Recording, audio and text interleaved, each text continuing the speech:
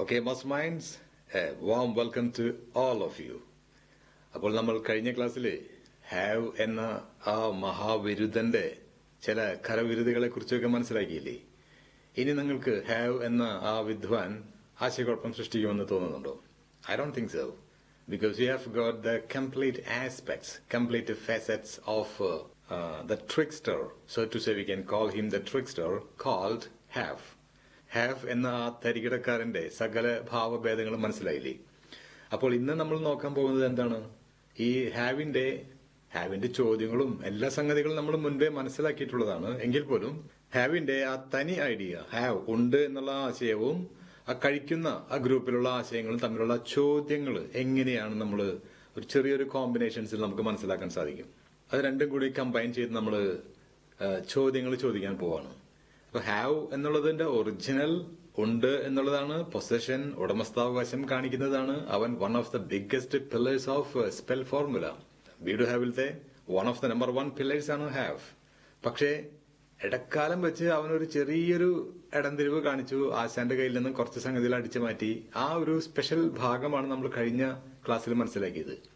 ഇന്ന് നമ്മൾ അവൻ എങ്ങനെയാണ് നമ്മൾ ചോദ്യങ്ങൾ ഉണ്ടാക്കുന്നത്. അപ്പോൾ സാധാരണ അവന്റെ ഒറിജിനൽ ചോദ്യങ്ങള് ഉണ്ട് എന്നുള്ളത് എങ്ങനെയായി? ഉണ്ടോ? അപ്പൊ ഇവിടെ കഴിക്കാറുണ്ട് എന്നുള്ളത് കഴിക്കാറുണ്ടോ? ഉണ്ടായിരുന്നു എന്നുള്ളത് ഉണ്ടായിരുന്നോ? അപ്പൊ കഴിച്ചു എന്നുള്ളത് കഴിച്ചോ? ഇങ്ങനെ ആ രണ്ട് തലങ്ങളിലും ചോദ്യങ്ങൾ നമ്മൾ എങ്ങനെയാണ് കൈകാര്യം ചെയ്യുക എന്നുള്ളതാണ്. ഈ കഴിച്ചോ എന്ന് ചോദിക്കുമ്പോൾ സ്വാഭാവികമായിട്ടും നല്ല രസകരമായിട്ടുള്ള ഒരു ചോദ്യമാണ്. നിങ്ങൾ കഴിച്ചോ എന്ന് ചോദിക്കുമ്പോൾ ഡിഡ് യു ഹാവ് എന്ന് ചോദിക്കാം, ഓർ ഹാവ് യു ഹാഡ് എന്നും ചോദിക്കാം. ഡിഡ് യു ഹാവ് എന്ന് ചോദിച്ചു കഴിഞ്ഞാൽ ഡിഡ് യു ഈറ്റ് എന്നുള്ളതിന്റെ തുല്യമാണ്. ഹാവ് യു ഹാഡ് എന്ന് ചോദിച്ചു കഴിഞ്ഞാൽ have you eaten or have you taken, രണ്ടും ഒരുപോലെ ഉപയോഗിക്കാമല്ലോ. ഈ രണ്ടിന്റെയും തുല്യമായിട്ടാണ് നമ്മൾ ഹാവ് യു ഹാഡ് ചോദിക്കുന്നത്. അല്ലെങ്കിൽ ഡിഡ് യു ഈറ്റ് എന്നുള്ളതിന് തുല്യമായിട്ട് ഡിഡ് യു ഹാവ്, രണ്ടും ചോദിക്കാം. ഇതിന്റെ ആ ഒരു സ്പെഷ്യാലിറ്റി ഏതിൽ ചോദിക്കണം എന്നുള്ളതൊക്കെ നമ്മൾ ഇനി മറ്റൊരു ക്ലാസ്സിൽ ഹാവ് ഡണിനെ കുറിച്ച് ഒരു സ്പെഷ്യലൈസ്ഡ് ക്ലാസ്, ഒരു മണിച്ചിത്രത്താഴിട്ട് പൂട്ടി വെച്ച് പോയ ആ ഒരു രഹസ്യം തുറക്കുന്ന ഒരു ക്ലാസ് നമ്മൾ ഒരിക്കലും എടുക്കും. ആ സമയത്ത് അത് മനസ്സിലാക്കാം. ഇപ്പൊ തൽക്കാലം അതിന്റെ ആവശ്യമില്ല. അപ്പൊ നമ്മൾ ഈ കഴിച്ചോ എന്നുള്ളൊരു ചോദ്യം, ഹാവ് യു ഹാഡ്, കഴിച്ചോ, കഴിച്ചിട്ടുണ്ടോ, കഴിച്ചിരുന്നോ എന്ന് ചോദിക്കുന്നത്, എന്താണ് കഴിച്ചത് എന്ന് ചോദിക്കുന്ന ഒരു ചോദ്യം. അതിൽ നമ്മൾ വാട്ട് എന്ന വാക്ക് ചേർത്താൽ മതി. വാട്ട് ഡിഡ് യു ഹാവ്, നിങ്ങൾ എന്താണ് കഴിച്ചത്? What did you have in the morning. ഈ ചോദ്യം ആക്ച്വലി ഇങ്ങനെ ഒരു ചോദ്യം വളരെ രസകരമായിട്ടുള്ള ഒരു കഥയുമായിട്ട് ലിങ്ക്ഡ് ആണ്. നമ്മുടെ ഇംഗ്ലീഷുകാര് അവർക്ക് ഇന്ത്യൻ ഫിലോസഫി, ഇന്ത്യൻ സംസ്കാരം, ആ സ്പിരിച്വൽ ഹൈറ്റൊക്കെ ഒരുപാട് ആവേശം കൊള്ളിക്കുന്ന ഒരു ആശയമാണ്. അപ്പൊ ഇത്തരത്തിലുള്ള ഗംഭീരമായിട്ടുള്ള യോഗിക് മാസ്റ്റേഴ്സിനെ കണ്ടറിയാനും എന്തെങ്കിലുമൊക്കെ രണ്ടു വാക്ക് ചോദിച്ചറിയാനും വേണ്ടിയിട്ട് കുറെ ഇംഗ്ലീഷുകാർ, കുറെ വിദേശികൾ നടക്കുന്നുണ്ട്. അതിൽ ഇത്തരത്തിലൊരു ഒരു പ്രശസ്തനായിട്ടുള്ള ഒരു യോഗി ഹിമാലയൻ താഴ്വരയിൽ വന്നിട്ടുണ്ട് എന്ന് മനസ്സിലാക്കിയിട്ട് an Englishman wanted to see him in person. So he started his journey towards this Himalayan country and he met him. അദ്ദേഹത്തെ കാണാൻ സാധിച്ചു. കണ്ടപ്പോൾ ഇംഗ്ലീഷുകാരന് മനസ്സിലായിട്ടുണ്ട് ഈ സ്വാമിയുടെ ഒരു സ്പെഷ്യാലിറ്റി, ഇദ്ദേഹം ഏത് കാലത്തുള്ള എന്ത് സംശയങ്ങൾ ചോദിച്ചു കഴിഞ്ഞാലും കൃത്യമായിട്ടുള്ള മറുപടികൾ തരും. കണ്ണടച്ചിരിക്കുകയുള്ളൂ. He won't even open his eyes but he will give the answers, correct answers. അങ്ങനെ ഒരു സിദ്ധി കിട്ടിയിട്ടുള്ള ഒരു യോഗി അത്രേ. ഇംഗ്ലീഷുകാർ എന്ന് പറഞ്ഞു കഴിഞ്ഞാൽ they naturally have this scientific bend of mind. So they wanted to confirm it with some question and answer system. So he just went to ask him one question to prove one thing, that whether he has got that enormous or stupendous memory. അത്തരത്തിലുള്ള ഒരു memory power ഇദ്ദേഹത്തിന് ഉണ്ടോ എന്ന് അറിയാൻ വേണ്ടിയിട്ട് ചോദിക്കാണ്. അറിയാത്ത ഭാവത്തിൽ ലളിതമായിട്ട് അടുത്ത പോയിട്ട് ചോദിക്കാണ്, Swamiji, what did you have 10 years before the same day for breakfast? 10 വർഷം മുമ്പ് ഇതേ ദിവസം നിങ്ങൾ എന്താ ബ്രേക്ക്ഫാസ്റ്റിന് കഴിച്ചത്? Swami even without open his eye simply answer him 2 doshas, 2 dosa കഴിച്ചു എന്ന് പറഞ്ഞു. ഒന്നും അറിയാത്ത പോലെ ഇയാൾ വീണ്ടും യാത്ര തുടർന്നു. ഹിമാലയത്തിന്റെ മുകളിലേക്ക് യാത്ര തുടർന്നു. ആ ഭാഗങ്ങളിലൊക്കെ കറങ്ങി നടന്നു. ഒരു 1.5 മാസം കഴിഞ്ഞിട്ട് he came down and on his way down he again chance to meet this Swami. അദ്ദേഹത്തെ കാണാനിടയായി. അപ്പോ ആ പറഞ്ഞ ഉത്തരം ശരിയാണോ എന്ന് അറിയാൻ വേണ്ടിയിട്ട് just corroborate whether he is a fake sannyasin or genuine one, he continued the second part of that question. അതിന്റെ കൂടെ രണ്ടാമതൊരു സിമ്പിൾ ചോദ്യം, ഇന്ന ആളാണ് ചോദിക്കുന്നത്, ഇന്ന ചോദ്യത്തിന്റെ ബാക്കിയാണ് ചോദിക്കുന്നത് എന്നുള്ള ഒരു സൂചനയും കൊടുക്കാതെ ലളിതമായിട്ട് അടുത്ത് പോയിട്ട് വീണ്ടും ചോദിക്കാണ്, എനിത്തിങ് എൽസ്, വേറെ എന്തെങ്കിലും കഴിച്ചോ എന്ന് ചോദിക്കുന്നു. സ്വാമിജി ഇൻസ്റ്റന്റ് ആയിട്ട് കണ്ണടച്ചുകൊണ്ട് തന്നെ പറയാണ്, തിരി ചമ്മന്തി ഉണ്ടായിരുന്നു. ഞെട്ടിപ്പോയി. സായിപ്പ് ഞെട്ടി അന്തം വിട്ടുപോയി. These Indians are fabulous man, we just can beat them എന്ന് പറഞ്ഞിട്ട് അവര് താഴത്തേക്ക് ഇറങ്ങി. അപ്പൊ ഇങ്ങനെയാണ് ഈ ഗംഭീരമായിട്ടുള്ള ആളുകളൊക്കെ പ്രതിഭകൾ എന്ന് പറഞ്ഞാൽ ഇങ്ങനെയാണ്. പക്ഷെ എല്ലാ പ്രതിഭകളും ഇങ്ങനെയാണെന്ന് തെറ്റിദ്ധരിക്കരുത്. ചില പ്രതിഭകളുണ്ട് നമ്മുടെ നാട്ടിൽ കാണാൻ പറ്റും, നമ്മുടെ വേൾഡിൽ. They are immersed in this worldly activities. അതിപ്പോ സയൻസോ സാഹിത്യമോ മറ്റേത് മേഖലയായി കഴിഞ്ഞാലും അതിലൊക്കെ ഫോക്കസ്ഡായിരിക്കുന്ന കുറെ പ്രതിഭകളുണ്ട്. അവര് they are single minded, highly focused on to one particular objective. ഒരു ലക്ഷ്യത്തിലേക്ക് മാത്രം അങ്ങനെ ഫോക്കസ് ചെയ്ത് പോകുമ്പോൾ അവർ മറ്റുള്ള കാര്യങ്ങളിൽ ഒരല്പം ഉപയോഗിക്കാവാൻ സാധ്യതയുണ്ട്. പല പ്രതിഭകളുടെ ലൈഫ് നോക്കിയാൽ അറിയാൻ പറ്റും. പേഴ്സണൽ ലൈഫിലോ അവരുടെ സോഷ്യൽ ലൈഫിലോ ഒക്കെ അവർ നമ്മൾ സാധാരണക്കാർ ലിവ് ചെയ്യുന്ന ആ ഒരു സ്റ്റാൻഡേർഡോ ആ ഒരു മര്യാദയോ മറ്റു ചില പ്രോട്ടോകോളോ അവരിൽ നിന്നും ചിലപ്പോൾ പ്രതീക്ഷിക്കാൻ പറ്റില്ല. This once happened in the life of the great George Bernard Shaw. We have heard a lot about this man. ഇദ്ദേഹം ഒരിക്കല് ഇംഗ്ലണ്ടില് ട്രെയിനിൽ യാത്ര ചെയ്തുകൊണ്ടിരിക്കുകയായിരുന്നു. And he was asleep. യാത്രയിൽ ഉറങ്ങായിരുന്നോ അതോ എന്തോ ആശയങ്ങൾ ഇങ്ങനെ ആലോചിച്ച് കിടക്കുകയാണോ ഒന്നും അറിയാൻ പറ്റില്ല. But at some point, the ticket examiner came into his cabin and woke him up and asked him, "Okay, ticket please." Ticket place എന്ന് ചോദിച്ചാൽ അദ്ദേഹം എഴുന്നേറ്റ് കഴിഞ്ഞപ്പോഴാണ് ടിക്കറ്റ് എക്സാമിനർ ആകെ അത്ഭുതപ്പെട്ടു പോയി. My god, this is none other than George Bernard Shaw. Oh my god, what harm have I done? ഞാൻ എന്തൊരു ഉപദ്രവം ചെയ്തു അദ്ദേഹത്തിന് പറഞ്ഞിട്ട്, ഓ സാരമില്ല, ഓക്കെ ഇറ്റ്സ് ഓക്കെ, ഇത് അറിയാതെ പറ്റിപ്പോയതെന്ന് പറഞ്ഞിട്ട് അദ്ദേഹം പിൻവലിയാൻ നോക്കണം. അപ്പൊ ജോർജ് ബെർണാഡ് ഷോ വിടുന്നില്ല. നോ പ്ലീസ് വെയിറ്റ് ദയർന്നുകൊണ്ട് അവിടെ തപ്പി, പോക്കറ്റ് തപ്പി, കാലുമ തപ്പി, ചെരുപ്പ് ഊരി നോക്കി, എല്ലാം ഊരി നോക്കുക ടിക്കറ്റ് എടുത്ത് കാണിച്ചു കൊടുക്കാൻ വേണ്ടിട്ട്. അപ്പൊ ഈ ടെക്നിക്കുകളൊക്കെ കണ്ടപ്പോ ടിക്കറ്റ് എക്സാമിനർ എത്ര കൊക്കിനെ കണ്ടതാ, എത്ര കുളം കണ്ടതാ. ആള് പറഞ്ഞു, സാറുമില്ല സാർ, ടിക്കറ്റ് ഒന്നും വേണ്ട. അവർക്ക് മനസ്സിലായി ഇദ്ദേഹത്തിന്റെ കയ്യിൽ ടിക്കറ്റ് ഒന്നും ഇല്ലാന്ന് വെച്ചിട്ടാണ്. ടിക്കറ്റ് ഒന്നും ഇല്ല, വെറുതെ ഇങ്ങനെ അഭിനയിക്കുകയാണ്. അയ്യോ ഞാൻ എവിടെയോ മറന്നു വെച്ചതാണെന്നുള്ളൊരു ഫേക്കിംഗ് ആണെന്ന് കരുതിട്ട്, no problem we are more than happy to offer you a free journey എന്ന് പറഞ്ഞിട്ട് അത് സംസാരിക്കുമ്പോ പോവാൻ നോക്കുന്ന സമയത്ത് ജോർജ് ബെർണാഡ് ഷോ പറയുന്നത്, നോ പ്ലീസ് വെയിറ്റ് എന്നുകൊണ്ട് വീണ്ടും കുറെ പരിശോധിച്ചു. ഒരു 5-10 മിനിറ്റ് പരിശോധന കഴിഞ്ഞപ്പോ ഷർട്ടിന്റെ മടക്കിന്ന് എവിടെ നിന്ന് ഒരു ടിക്കറ്റ് കിട്ടി. അത് കാണിച്ചു കൊടുത്തു. അപ്പോഴാണ് ടിക്കറ്റ് എക്സാമിനർ വീണ്ടും അത്ഭുതപ്പെട്ടു. അപ്പൊ ടിക്കറ്റ് ഉണ്ടായിരുന്നു അല്ലേ?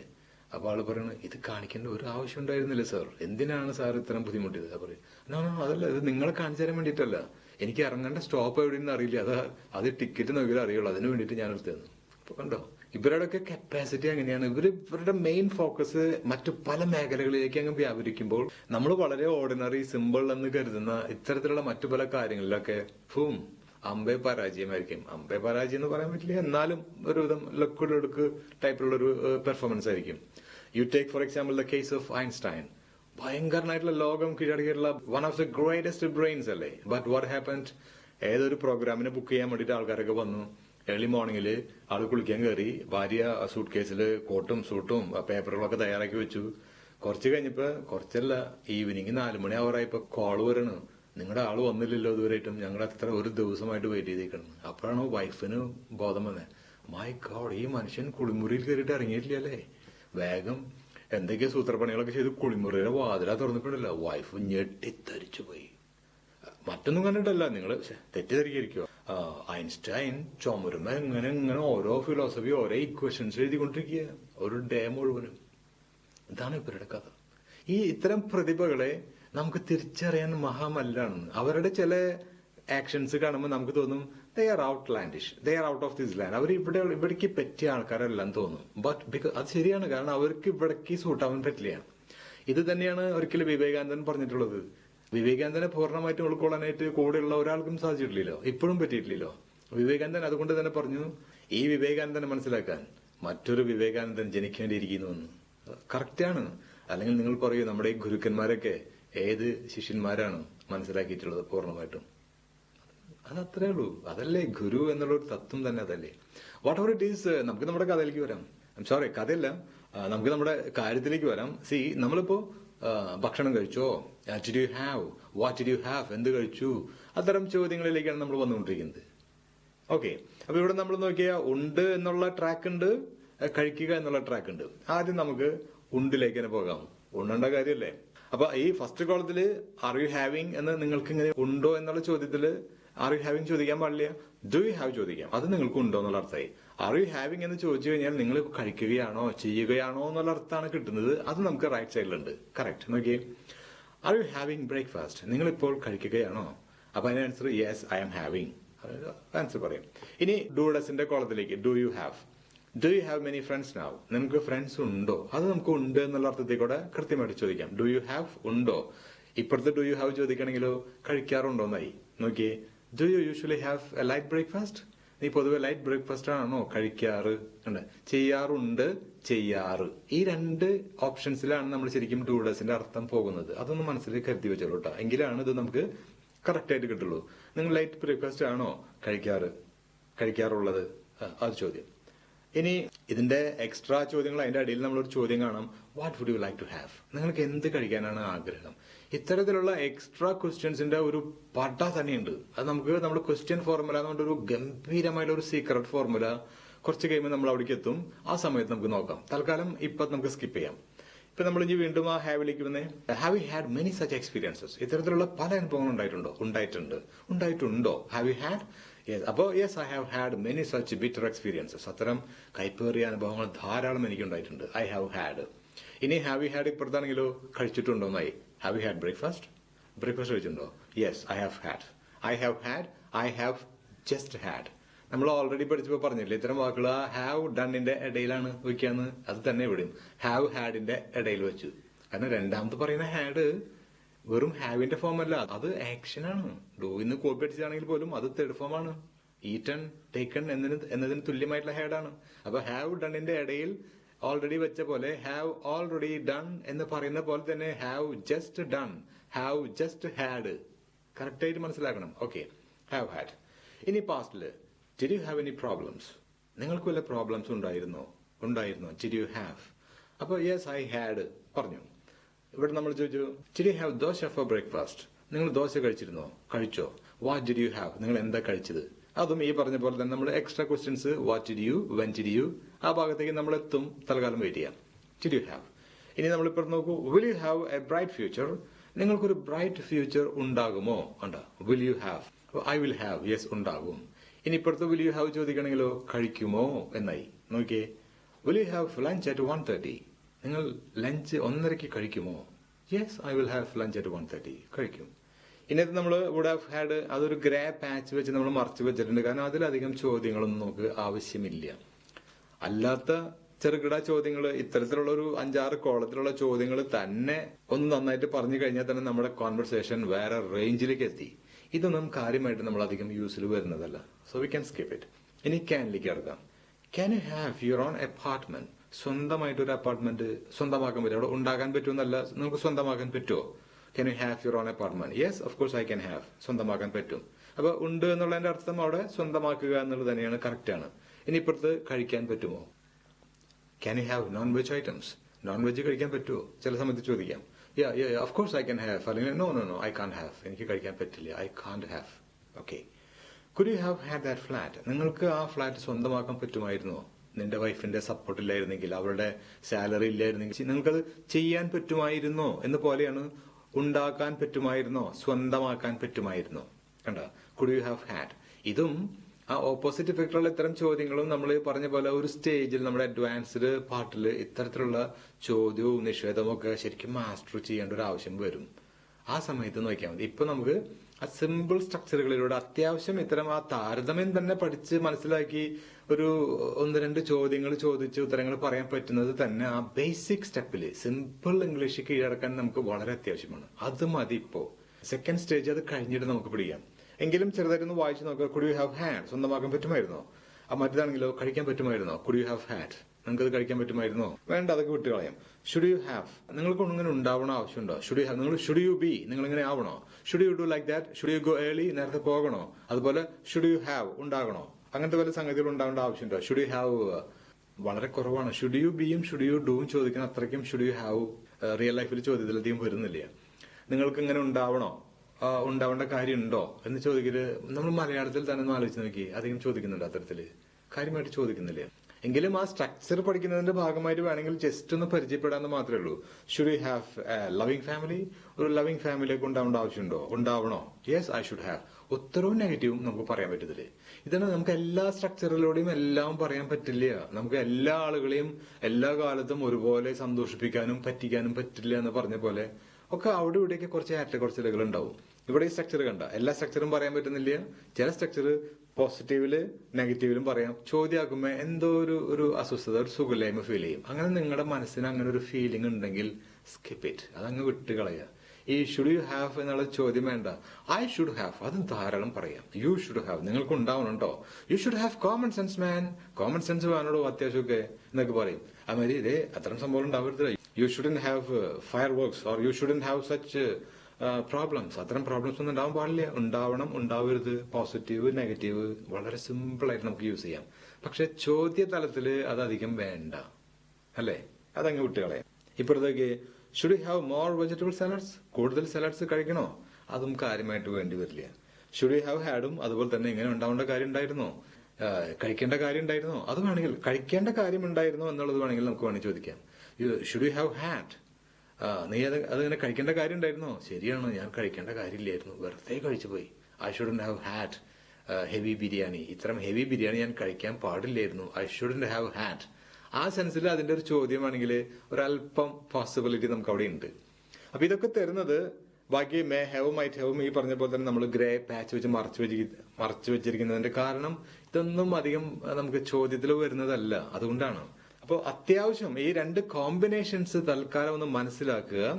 അതിൽ ഏതൊക്കെയാണ് നമ്മൾ വളരെ കാഷ്വൽ ആയിട്ട് ചോദ്യത്തിലേക്ക് ഉപയോഗിക്കേണ്ടി വരുന്നത് അതും അല്പസ്വല്പം മനസ്സിലാക്കി. ഇപ്പൊ ഈ പാച്ച് വെച്ചതിനപ്പുറം വേറെയും കൂടെ ചിലത് നിങ്ങൾക്ക് പാച്ച് വെച്ച് മറയ്ക്കാൻ പറ്റും. കാരണം അതിന്റെ ഒന്നും ആവശ്യം ഇപ്പോഴില്ല.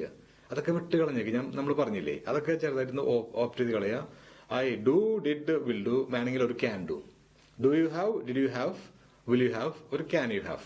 ആ ഒരു 4 എണ്ണം മാത്രം തൽക്കാലം ചോദ്യമാക്കി പഠിച്ചാൽ മതി. ഉത്തരങ്ങളും നെഗറ്റീവ്സും പറയുമ്പോൾ നമുക്കിതെല്ലാം വേണമെങ്കിൽ പറയാൻ പ്രോബ്ലം ഇല്ല. പക്ഷെ ചോദ്യത്തിലേക്ക് കിടക്കുമ്പോൾ ഈ 4 എണ്ണം മതി. കാരണം അതാണ് നമുക്കിപ്പോ എളുപ്പം നമുക്ക് വഴങ്ങി തരുള്ളൂ. നമുക്ക് എളുപ്പം കൈകാര്യം ചെയ്യാൻ പറ്റുന്ന ആ സംഗതികളും സ്ട്രക്ചറുകളും മാത്രമായിട്ട് മുന്നോട്ട് പോവാണ് നമ്മുടെ യാത്ര എളുപ്പമാക്കാനുള്ള ഒരു സൂത്രവിദ്യ. കടുപ്പമേറിയതും ബുദ്ധിമുട്ടുള്ളതും ഇതൊന്നും വെച്ച് നമ്മൾ മുന്നോട്ട് പോകരുത്. അതൊരു സൂത്രമാണ് കേട്ടോ, ഒരു ബുദ്ധിപരമായിട്ടുള്ള ഒരു തീരുമാനമാണ്. എല്ലാം കയ്യിൽ പിടിച്ചിട്ട് വേണം പോകണം എന്ന് വിചാരിച്ച് പോയി കഴിഞ്ഞാൽ എല്ലാം പോവും, കയ്യിൽ നിന്ന് പോവുള്ളൂ, അല്ലെങ്കിൽ നമ്മൾ മുന്നോട്ട് പോവില്ല. അപ്പോൾ നമുക്ക് എന്തൊക്കെ കൊണ്ട് പോകാൻ സാധിക്കുമോ അത് മാത്രം കയ്യിലെടുത്ത് പിടിക്കുക, അതും കൊണ്ട് സുഖമായിട്ട് യാത്ര ചെയ്യുക. യാത്ര പോകുന്ന സമയത്ത് ഒരു മെസ്സേജ് ഇല്ലേ, ലെസ് ലഗേജ് മോർ കംഫർട്ട് എന്നൊരു മെസ്സേജ് തന്നെയുണ്ട്. ട്രെയിനിലൊക്കെ പോകുമ്പോൾ അവിടെയൊക്കെ കാണാൻ പറ്റും. നമ്മുടെ ഈ ഇംഗ്ലീഷ് യാത്രയിലും ആ മെസ്സേജ് വളരെ ആപ്റ്റ് ആണ്. പരമാവധി കുറയ്ക്കുക, എന്നിട്ട് ആവശ്യമുള്ളത് മാത്രം കയ്യിൽ പിടിക്കുക. പക്ഷെ അവയെ നല്ല പോലെ അങ്ങ് പയറ്റി തെളിയിച്ച് അങ്ങോട്ട് അതിന്റെ ഊതിക്കാച്ചിയെ പൊന്നു പോലെ അങ്ങ് മാറ്റി തെളിയിച്ച് അങ്ങ് എടുക്കുക. എന്നിട്ട് സംഭാഷണത്തിൽ ബ്യൂട്ടിഫുൾ ആയിട്ട് അങ്ങ് എക്സ്പ്രസ് ചെയ്ത് അങ്ങ് പഠിക്കുക.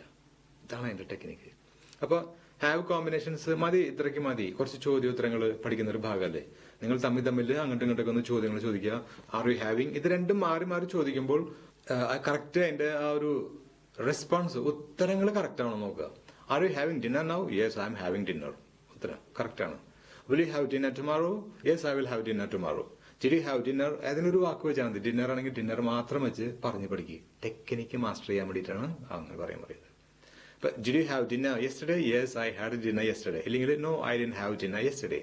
ഓക്കെ, അപ്പോൾ ഇത്തരം ചോദ്യങ്ങളും ഉത്തരങ്ങളും ജസ്റ്റ് ഒന്ന് പരിചയപ്പെട്ടാൽ മാത്രം മതി. തൽക്കാലം ഇന്നത്തെ ക്ലാസ്സിൽ ആ ഒരു ചെറിയൊരു ഭാഗം മതി. ഓക്കെ, നമ്മളിനി അടുത്ത ക്ലാസ്സിൽ ഈ ബി ആൻഡ് ഹാവ്, ഈ രണ്ട് വിദ്വാൻമാർക്ക് ചില സ്പെഷ്യൽ ആയിട്ട്, ഇപ്പൊ ഹാവിന്റെ ആ ഡബിൾ ഫേസ് പിടികിട്ടി, ഇതിനുമപ്പുറം ബിക്കും ഹാവിനും ഒരു മിസ്സിംഗ് ലിങ്ക് കൂടെ ഉണ്ട്. അതുകൂടെ മനസ്സിലാക്കി കഴിഞ്ഞാൽ ഇവരുടെ കംപ്ലീറ്റ് പിക്ചറുകൾ, രഹസ്യങ്ങൾ നമ്മളങ്ങ് അണർത്ത് ചെയ്തു പുറത്തേക്ക് അൺഫോൾഡ് ചെയ്യുന്നതിന് തുല്യമായി.